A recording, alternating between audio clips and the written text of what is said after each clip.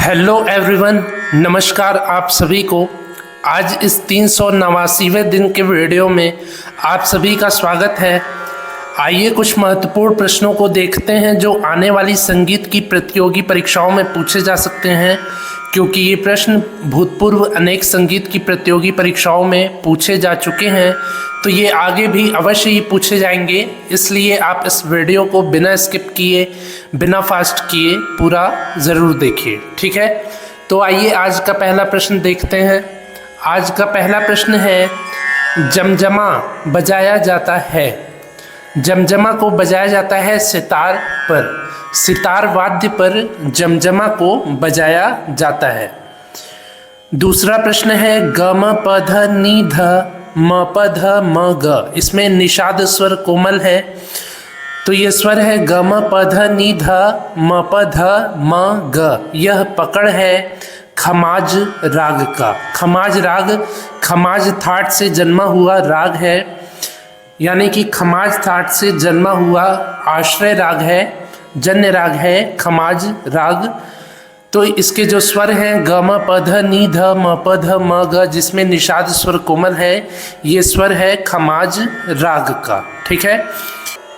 इसके बाद तीसरा प्रश्न है, अलंकारों का निर्माण होता है। अलंकारों का निर्माण होता है स्वरों से। स्वरों से अलंकारों का निर्माण किया जाता है, ठीक है। चौथा प्रश्न है, खुले बाज के नाम से जाना जाता है। किस घराने में जो वादन है वो खुले बाज के रूप में जाना जाता है? तो ये घराना है पंजाब घराना। पंजाब बाज को, पंजाब घराने के बाज को खुले बाज के नाम से जाना जाता है। पांचवा प्रश्न है, आड़ी लय के बाज के नाम से जाना जाता है। आड़ी लय के बाज के नाम से जाना जाता है अजराना बाज को। अजराना बाज को आड़ी लय के बाज के नाम से जाना जाता है। छठवां प्रश्न है, तबले में दिल्ली बाज का दूसरा नाम है। तबले में दिल्ली बाज का दूसरा नाम है किनार का बाज। दिल्ली बाज को किनार का बाज या चांटी के बाज के नाम से भी जाना जाता है, क्योंकि इसमें ज़्यादातर जो वादन है वो दाहिने तबले के किनार, यानी कि जो सबसे पहला भाग होता है चांटी का भाग, उस पे ही किया जाता है, ठीक है। तो दिल्ली बाज को किनार के बाज या चांटी के बाज के नाम से भी जानते हैं, और इसके अलावा आड़ी लय के बाज के नाम से अजराना बाज को और खुले बाज के नाम से पंजाब बाज को जाना जाता है, ठीक है।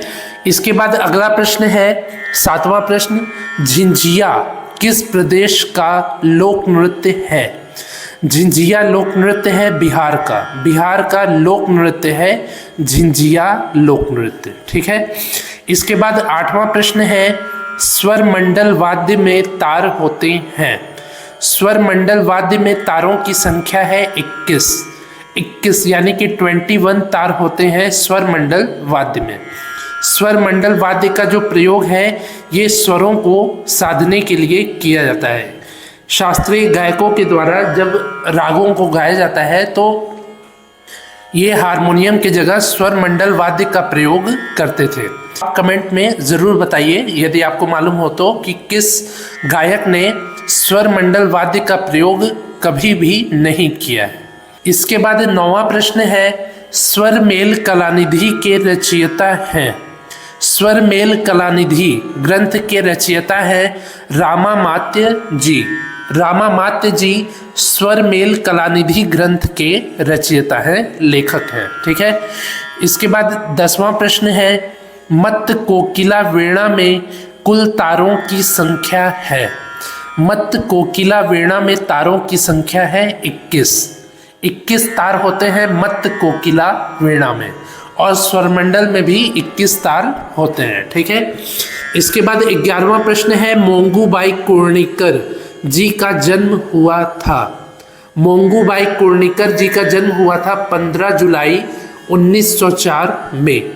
15 जुलाई 1904 में मोंगूबाई कुर्णिकर जी का जन्म हुआ था।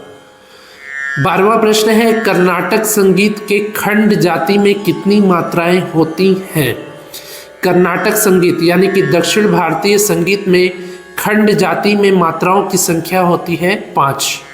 5 मात्राएं होती हैं खंड जाति में कर्नाटक संगीत के। इसके बाद 13वां प्रश्न है, आधुनिक स्वर व्यवस्था के अनुसार षड्ज स्वर की कितनी श्रुति है?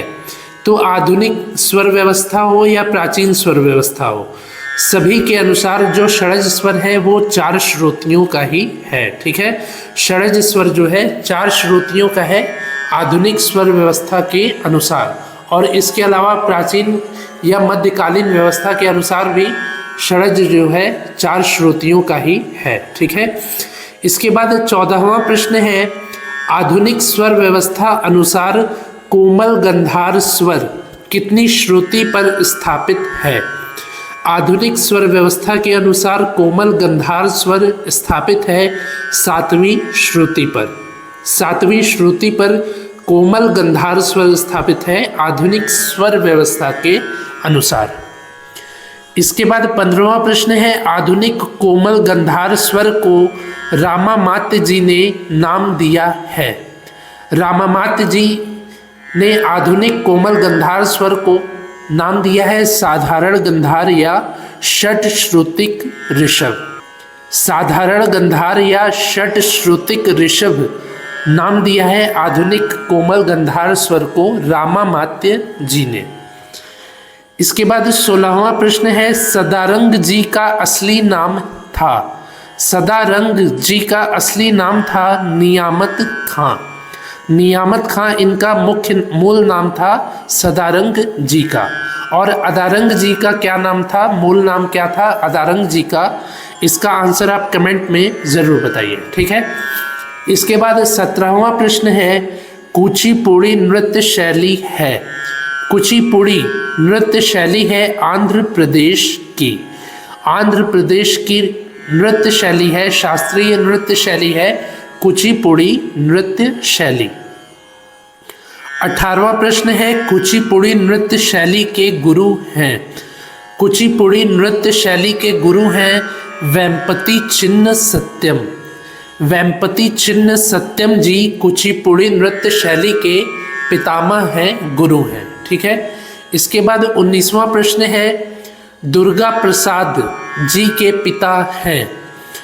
दुर्गा प्रसाद जी के पिता हैं बिंदादीन महाराज जी।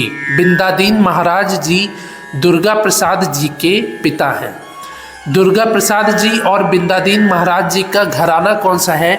इसका आंसर आप कमेंट में ज़रूर बताइए यदि आपको मालूम हो तो। ठीक है, इसके बाद 20वां प्रश्न है, कर्नाटक संगीत में मंच प्रदर्शन में पहले गाने की परंपरा है। कर्नाटक संगीत या दक्षिण भारतीय संगीत में मंच प्रदर्शन करते समय सबसे पहले गाया जाता है आलापम को। ठीक है, आलापम को सबसे पहले गाया जाता है कर्नाटक संगीत में मंच प्रदर्शन में। ठीक है, तो ये हो गए आज के 20 महत्वपूर्ण प्रश्न। मुझे उम्मीद है कि आपको ये प्रश्न अच्छे से समझ में आए होंगे। यदि समझ में आए हो तो आप इस वीडियो को लाइक करिए, ज़्यादा से ज़्यादा अपने दोस्तों से शेयर करिए। कुछ पूछना हो तो कमेंट करिए। और मैंने जो भी प्रश्न आपसे पूछे हैं उनका उत्तर यदि आपको मालूम हो तो कमेंट में ज़रूर बताइए। ठीक है, आज ये 389वें दिन का वीडियो है। इसके पहले मैंने 388 वीडियोस को बनाया है जिसके प्लेलिस्ट का लिंक नीचे डिस्क्रिप्शन में है। यदि आपने अभी तक उन महत्वपूर्ण वीडियोस को नहीं देखा है तो डिस्क्रिप्शन में दिए गए लिंक के माध्यम से आप उन सभी वीडियोस को एक बार ज़रूर देख लीजिए, जिससे कि आपके आने वाली प्रतियोगी परीक्षाओं की और भी बेहतर तैयारी हो पाए। ठीक है, तो मिलते हैं ऐसे ही अगले 390वें दिन के वीडियो में। तब तक के लिए नमस्कार, धन्यवाद।